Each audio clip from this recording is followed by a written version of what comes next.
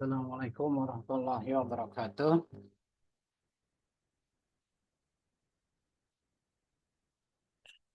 Bismillah, alhamdulillah, wassalatu wassalamu ala rasulillah, amma ba'du. Qala rabbi shrah li sadri, wa yassir li amri, wahlul uqdatam min lisani yafqahu qawli. Allahumma aftah lana hikmataka wansur alaina min hazaini rahmatika ya arhamar rahimin. Rabbi zidna ilma warzuqna fahma. Radina billahi rabba wa bil islami dina wa bi Muhammadin nabiyya wa rasulah. Dari sekalian, pada pertemuan kali ini kita memasuki pertemuan yang ke-9 dengan materi tasawuf. Kalau di kampus di pertemuan ke-10 ya, itu saya soal UTS-nya belum dimunculkan gitu ya kemarin. Nah, ada sekalian. Nah, pertemuan kita ini mungkin minggu ke depan juga masih online karena saya terkendala dengan waktu dan juga kendaraan. Artinya waktu saya ini masih menyelesaikan disertasi yang untuk ditulis jadi buku dan kemudian kemarin saya baru selesai wisuda. Jadi masih ada perbaikan-perbaikan di cetak buku dan jurnal. Jadi berproses, kebetulan kendaraannya juga sedang bermasalah nih. Ya, dari sekalian, jadi saya mohon maaf untuk kedepannya kita masih banyak online ya. Terus dari sekalian, kita membahas tentang tasawuf, yaitu materi yang ke-9 ini tasawuf. Para ulama berbeda pendapat asal kata tasawuf. Tasawuf ada yang mengatakan diambil dari kata sufah atau serambi tempat duduk di Masjid Nabawi. Ada yang mengatakan sofa artinya bersih atau jernih. Ada yang mengatakan sufanah sebutan nama kayu yang bertumbuh di padang pasir. Ada yang mengatakan suf atau bulu domba. Makanya orang yang memakai baju dari kulit domba itu, dari bulu domba, disebut mutasawif. Kita tidak bahas tentang perbedaan pengambilan kata bahasa tasawuf. Namun kita mengambil dari pengertian tasawuf itu sendiri secara terminologi bahwasanya tasawuf itu menurut Syekh Junaid Al-Baghdadi yang hidup pada tahun 910 Masehi menjelaskan bahwasanya tasawuf itu mengambil setiap sifat mulia dan meninggalkan setiap sifat rendah. Nah, terkait dengan sifat mulia dan sifat rendah, kita sudah bahas di pertemuan tauhid ya, di pertemuan kedua. Karena tasawuf juga termasuk ilmu tauhid, yaitu ilmu yang membahas tentang cara mendekatkan diri kepada Allah Subhanahu wa taala. Tidak akan sampai seseorang itu kepada tasawuf yang bagus tanpa dikuati atau dipondasi oleh tauhid yang mantap. Syekh Abu Hasan As-Sazili, seorang sufi besar dari Afrika Utara, mendefinisikan tasawuf adalah praktek dan latihan diri melalui cinta yang mendalam kepada Allah Subhanahu wa taala dan Rasul-Nya dan ibadah untuk mengembalikan diri kepada jalan Tuhan. Sahal At-Turtusi mendefinisikan tasawuf adalah orang yang hatinya jernih dari kotoran, penuh pemikiran, terputus hubungannya dengan manusia, artinya maksudnya manusia yang masih menggunakan hawa nafsunya, dan memandang antara emas dan kerikil, yaitu maksudnya yang memandang, membedakan mana yang baik, mana yang buruk menurut Al-Quran dan hadis Nabi Muhammad SAW. Jadi pada intinya tasawuf adalah suatu sistem latihan dengan kesungguhan atau riyadah atau mujahadah untuk membersihkan, mempertinggi dan memperdalam kerohanian dalam rangka mendekatkan diri kepada Allah, sehingga dengan itu semuanya maka segala konsentrasi seseorang hanya tertuju kepada Allah Subhanahu wa taala. Itu yang dinamakan dengan tasawuf. Nah, mana dalilnya? Nah, dalilnya diambil dari Al-Qur'an dan hadis. Yang pertama, walillahil masyriqu wal maghribu fa aynama tuwallu fasama wajhullah innallaha wasi'un alim. Dan kepunyaan Allah yang timur maupun yang di barat, kemana saja kamu menghadap, di sana ada wajah Allah. Innallaha wasi'un alim. Sesungguhnya Allah maha luas dan lagi maha mengetahui. Nah, ini uh, dalil tasawuf orang yang sudah sampai wusul kepada Allah Subhanahu wa taala. Orang yang sudah sampai kepada Allah Subhanahu wa taala itu akan selalu merasa diawasi oleh Allah Subhanahu wa taala. Kemanapun dia menghadap, di sana dia melihat Allah, seakan-akan dia berhadapan dengan Allah. Nah, itu yang dimaksud pasama wajah Allah. Di sana ada wajah Allah. Ya. Terus di dalil yang kedua, Allah menjelaskan kepada Nabi Muhammad, ya wa idza sa'alaka ibadi anni fa inni qarib. Dan apabila bertanya kepadamu hambaku tentang aku, fa inni qarib, maka jawablah Muhammad, sesungguhnya aku ini dekat. Ujibu da'wata da'i, aku akan mengijabah doa orang yang berdoa. Idza da'ani, jika mereka berdoa kepadaku. Falyastajibuli, maka tunaikanlah tugas-tugasmu kepadaku. Wal yu'minu bi, dan berimanlah kamu kepadaku, la'allahum yarsyudun. Semoga kalian termasuk orang-orang yang cerdas, yang pintar, atau yang berada di dalam jalan kebenaran. Di dalil yang ketiga, ayat Al-Quran surat Qaf ayat 16, walaqad khalaqnal insana wa na'lamu ma tuwaswisu bihi nafsuhu wa nahnu aqrabu ilaihi min hablil warid. Dan sungguh telah kami ciptakan manusia dan kami mengetahui apa yang dibisikkan oleh hatinya.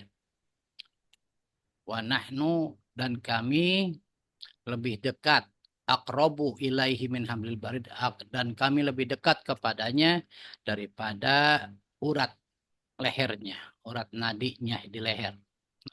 Itu Allah menjelaskan tentang siapa dirinya, tentang bagaimana dekatnya Allah dengan manusia. Jadi manusia itu ya bersama Allah, yaitu artinya Allah itu lebih dekat daripada urat nadi yang ada di leher. Artinya Allah itu ada di mana-mana, di setiap manusia. Ya. Seluruh dunia Allah itu meliputi semuanya makhluknya yang ada di muka bumi ini. Pernah saya sampaikan pada saat pembelajaran ilmu tauhid bahwa Allah itu meliputi semua makhluknya. Dan semua makhluk di dunia ini tidak terlepas daripada pengawasan Allah. Selanjutnya dari sekalian, wajada abdan min ibadina atainahu rahmatan min indina wa 'allamnahu min ladunna ilma. Dan lalu kami bertemu dengan seorang hamba di antara hamba-hamba kami yang telah kami berikan kepadanya rahmat dari sisi kami. Dan kami telah ajarkan kepadanya ilmu dari sisi kami. Nah, itu tentang gambaran surat Al-Kahfi ketika Nabi Musa belajar kepada Nabi Khidir. Ditegur oleh Allah Subhanahu wa taala. Terus yang kedua adalah dasar-dasar tentang tasawuf melalui hadis Nabi. Ini hadisnya panjang, jadi saya tulis artinya di dalam slide ini biar bisa dibaca oleh eh, adik-adik semuanya. Bahwasanya ketika baginda Rasul sedang duduk bersama sahabat, ya tentunya belajar, sedang belajar ya dengan para sahabat, tiba-tiba datang seorang laki-laki memakai baju putih, ya berambut lurus dan tidak terlihat dia bekas perjalanan jauh, tapi dia bukan orang Arab. Pada saat dia duduk, lututnya dengan lutut Rasul bertemu. Artinya bertemu itu maksudnya bersentuhan antara lutut dia dengan Rasul. Kemudian dia bertanya kepada baginda Rasul, "Ya Muhammad, kabarkan kepadaku tentang Islam. Mahwal Islam. Mahwal iman dulu. Mahwal iman." Kata Nabi, iman itu antuk mina billahi wa malaikatihi wa kutubihi wa rasulihi wa bil yaumil akhiri wa bil qadari khairihi wa syarihi min Allah. Sodakta. Kata Nabi, iman itu adalah kamu percaya kepada Allah, percaya kepada Rasul, malaikatnya Allah, kepada kitab-kitabnya Allah, kepada Rasul-Rasulnya Allah, kepada hari kiamat, dan takdir baik dan buruk itu berasal dari Allah. Kemudian dia menjawab, orang yang bertanya itu, sodakta, membenarkan apa yang diucapkan oleh Nabi. Benar engkau ya Muhammad. Lalu jelaskan kepadaku tentang Islam. Islam itu kata Nabi, antushhada alla ilaha illallah wa anna Muhammadar Rasulullah wa iqamus shalah wa ita'uz zakah wa shaum Ramadan wa hajjul baiti man istata'a ilaihi sabila. Bahwasanya Islam itu adalah bersyahadat, bersaksi bahwa tiada Tuhan selain Allah, Muhammad utusan Allah, mendirikan salat, menunaikan zakat, berpuasa dan berhaji ke Baitullah. Dia bilang, sodakta, benar engkau Muhammad. Mahwal ihsan, apa itu ihsan? Ihsan itu anta'budallaha ka'annaka tarahu fa ilam takun tarahu fa innahu yarak. Ihsan itu adalah kamu beribadah seakan-akan engkau melihat Allah. Apabila kamu tidak melihat Allah, kamu yakin bahwa Allah melihatmu. Nah, ini hadis yang ketiga ini, ihsan inilah yang merupakan dalil-dalilnya orang sufi berdasarkan hadis tadi ya. Jadi kalau orang sufi, kalau dia beribadah, tauhidnya sudah benar. Dia yakin bahwa Allah yang Maha Esa, Allah Maha Pengasih, Maha Penyayang, Allah Maha Lembut, dan terus kita mengenal Allah baik dari zatnya, dari sifatnya, dari perbuatannya, dari nama-namanya, ya. Kita kenal kepada Allah. Kemudian bukti daripada bahwa kita beriman kepada Allah yaitu melaksanakan perintah Allah yang ada di dalam rukun Islam, yaitu mengucapkan dua kalimat syahadat, sholat, puasa, zakat, dan haji. Karena tidak mungkin orang dikatakan beriman kalau dia tidak mengerjakan apa yang diperintahkan oleh Allah, dibuktikan dalam bentuk nyata dalam perbuatannya, yaitu implementasi keimanan yaitu adanya di rukun Islam. Tadi yang saya sebutkan, ya syahadat, puasa, sholat, zakat, dan haji ke Baitullah. Terus dari hasil iman yang kuat, iman yang teguh, dan melaksanakan perintah Allah yang ada di rukun Islam, semuanya dengan penuh keyakinan sehingga Allah membukakan mata hatinya. Karena imannya semakin tebal, dibukakan mata hatinya oleh Allah agar dia mengenal kepada Allah. Nah, buah dari iman, buah dari rukun Islam, itu akhirnya membekas di dalam hati sehingga mata batinnya terbuka. Seakan-akan dia melihat Allah. Makanya orang yang sudah rukun imannya bagus, rukun Islamnya bagus, bila mana telah terbuka mata hatinya dia akan merasakan hadirnya Allah dalam setiap kehidupannya. Itu yang dimaksud dengan kamu beribadah seakan-akan engkau melihat Allah. Apabila engkau tidak melihat Allah, kamu yakin bahwa Allah melihatmu. Nah, dengan dalil yang ini kemudian seseorang itu bila mana dia telah merasa dirinya dekat dengan Allah, dia merasa seakan-akan dia melihat Allah, maka dia sudah barang tentu bisa memposisikan dirinya selalu berada di dalam kebenaran. Kenapa? Kenapa? Karena mereka itu merasa diawasi oleh Allah. Dia malu kalau dia berbuat maksiat kepada Allah Subhanahu wa taala, baik yang disengaja maupun yang tidak disengaja.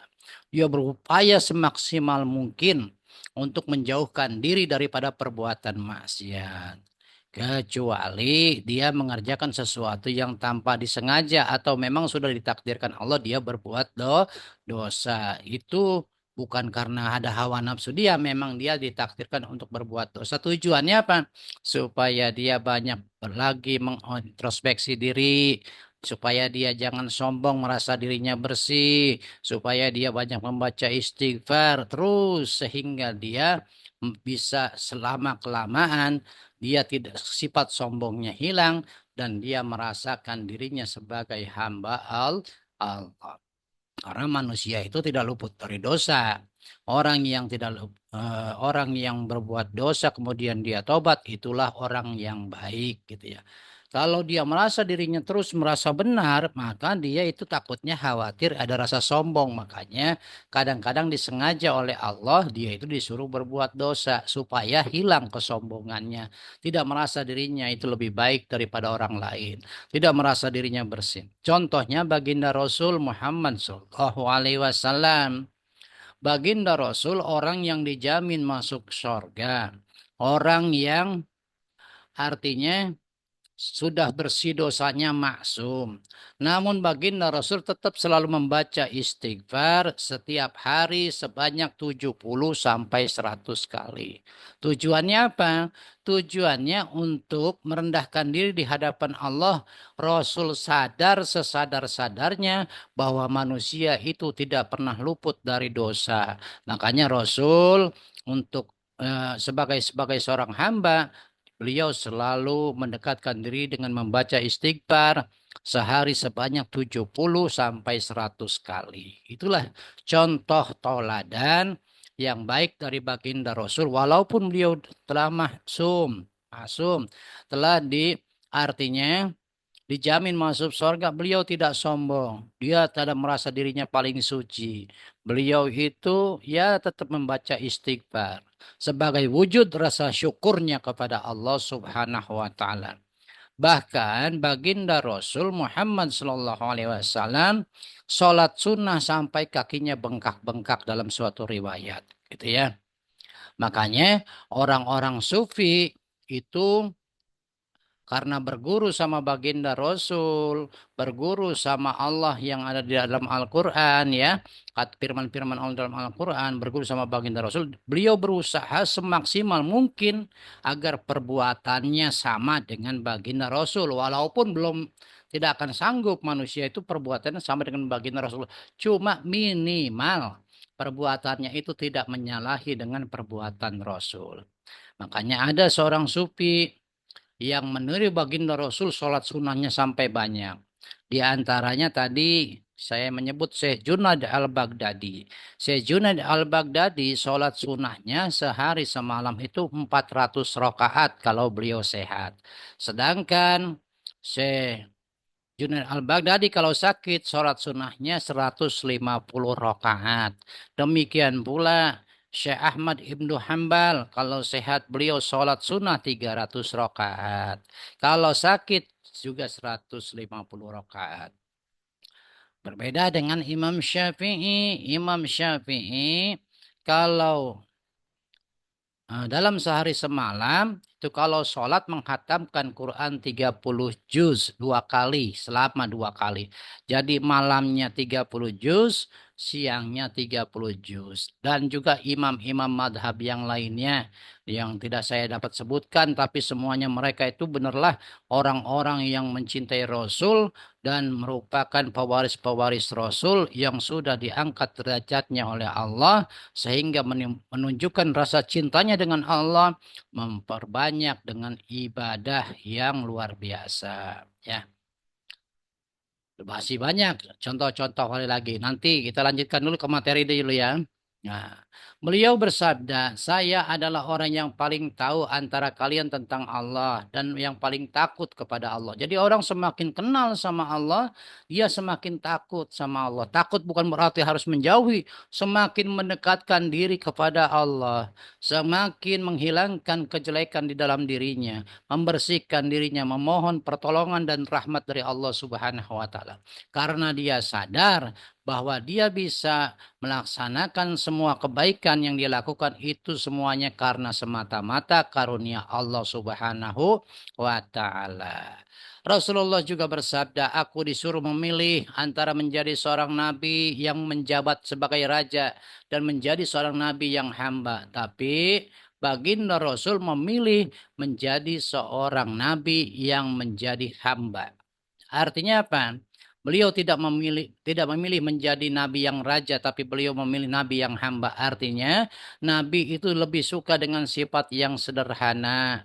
Ya, beliau dengan sifat sederhana, maka dakwanya akan lebih efektif karena dengan mudah bisa mendekatkan orang-orang kalangan bawah.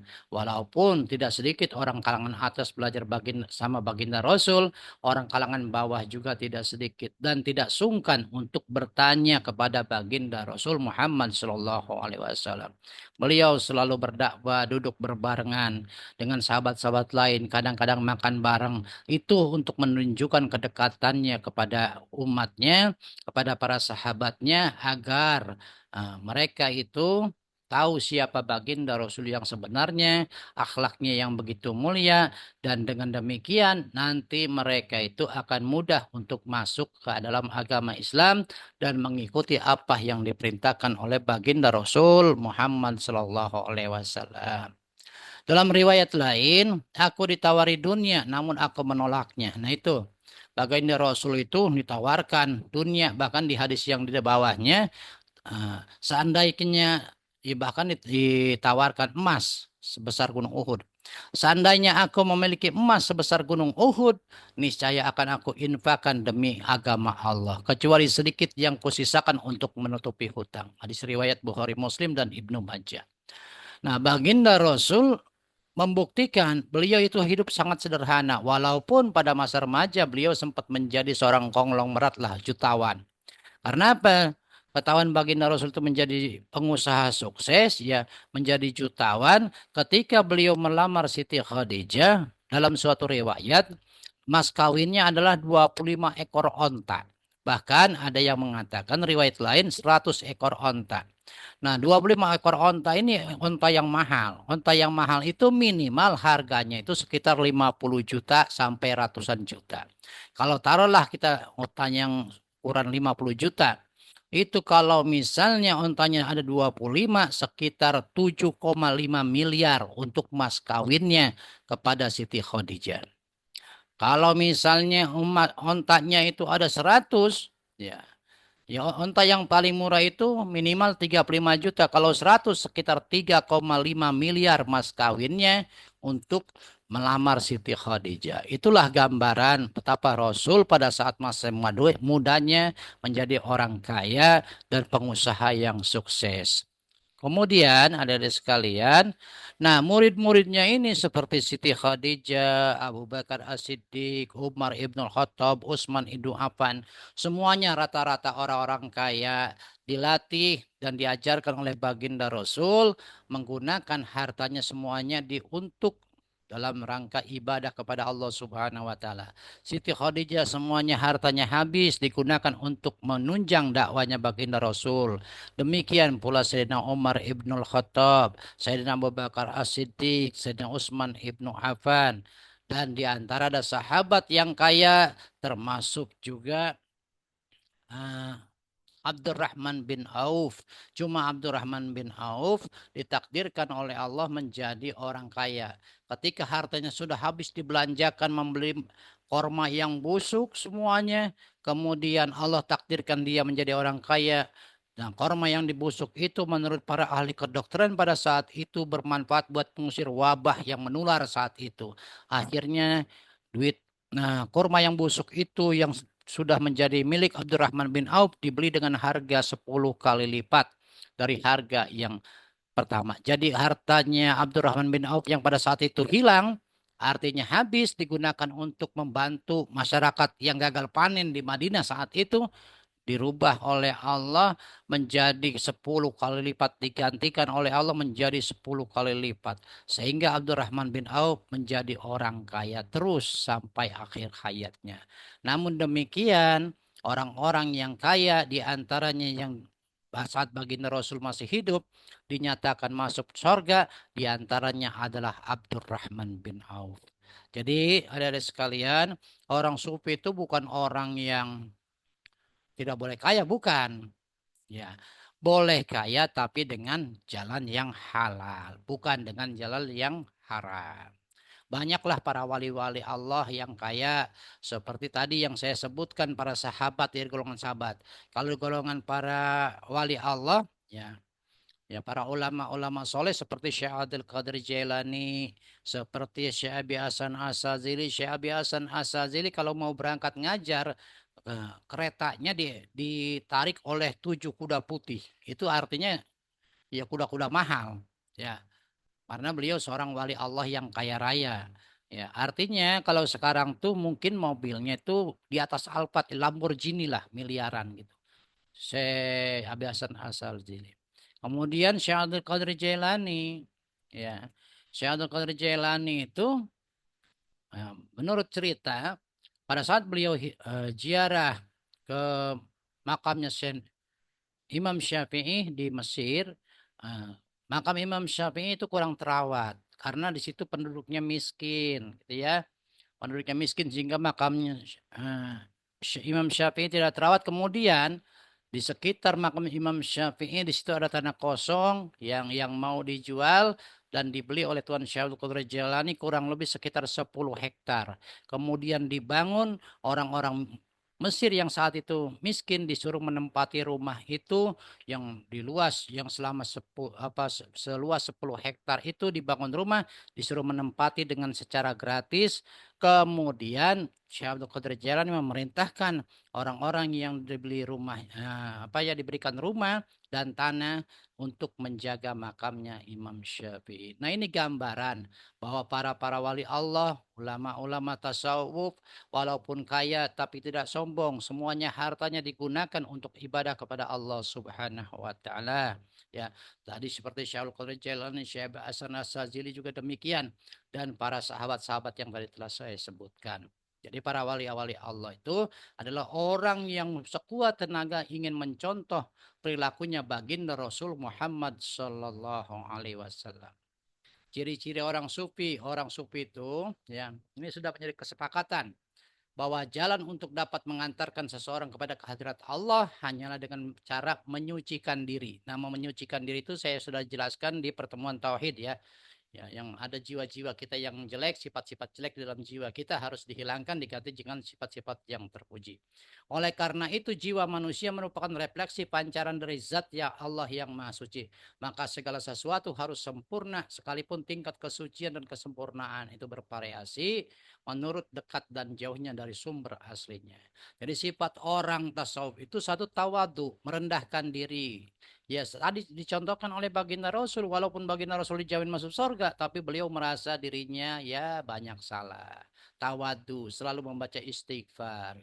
Ya, para sufi ini mencontoh baginda Rasul dalam masalah tawadu, merendahkan diri di hadapan Allah dan juga tidak bangga di hadapan manusia, tidak merasa dirinya pintar, tidak merasa dirinya suci. Inilah akhlak baginda Rasul Muhammad Sallallahu Alaihi Wasallam. Karena kata Quran, rendahkanlah dirimu terhadap orang-orang yang mengikutimu, yaitu orang-orang yang beriman. Selanjutnya, ada sekalian, orang sufi itu mudharah.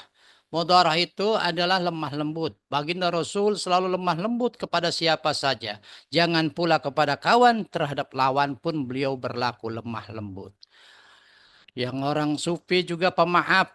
Ya, pernah baginda Rasul, saya pernah cerita pada pertemuan sebelumnya, ada orang yang meludahinya beliau pada saat beliau mau berangkat ke masjid selama 3 hari berturut-turut. Kemudian beliau memaafkan. Karena melihat orang tersebut sakit, baginda Rasul pulang ke rumahnya untuk membawa susu dan kurma atau roti untuk menjenguk orang yang sudah meludahinya, yang sedang sakit.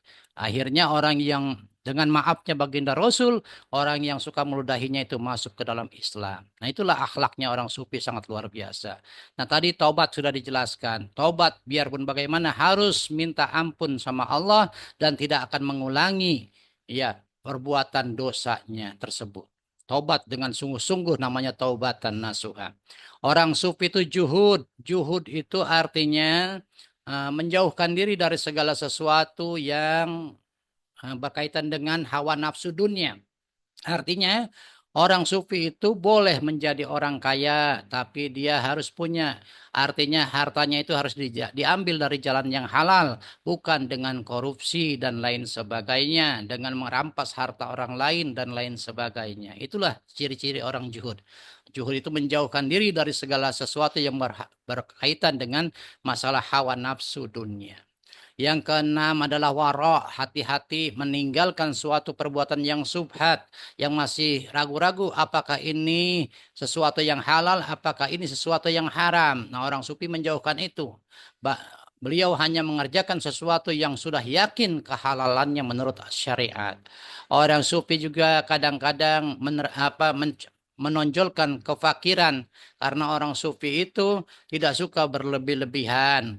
Bahkan kalau dia memang termasuk orang fakir, orang miskin, beliau tidak pernah meminta kepada seseorang untuk memenuhi hajatnya. Dia hanya bersabar, bersyukur atas nikmat yang diberikan oleh Allah Subhanahu wa taala. Orang sufi adalah orang yang sabar, sabar di dalam menjalankan perintah Allah, menjauhi larangan Allah dan menerima musibah. Semuanya diterima dengan penuh kesabaran. Tawakal dan bertawakal. Semuanya apa yang diterimanya dari Allah, baik itu berupa rizki yang banyak ataupun berupa cobaan penyakit, semuanya diterima dengan penuh rasa syukur kepada Allah Subhanahu wa taala, sehingga hatinya ridha terhadap apa yang diberikan oleh Allah. Dengan demikian, kalau hatinya sudah tawakal dan sudah ridha, dia akan tumbuh rasa cintanya kepada Allah Subhanahu wa taala, rasa cintanya kepada baginda Rasul Muhammad sallallahu alaihi wasallam untuk diikutinya.